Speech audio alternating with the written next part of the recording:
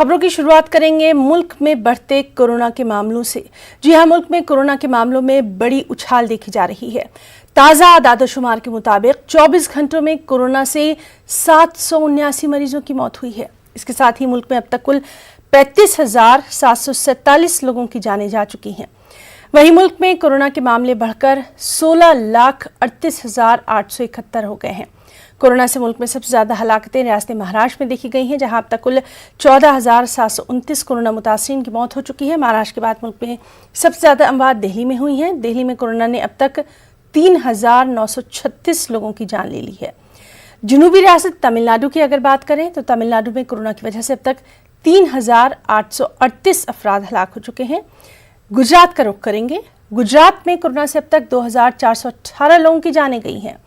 वहीं यूपी में भी कोरोना का कहर बढ़ता दिखाई दे रहा है। उत्तर प्रदेश में कोरोना से अब तक कुल 1,587 लोगों की जानें जा चुकी हैं।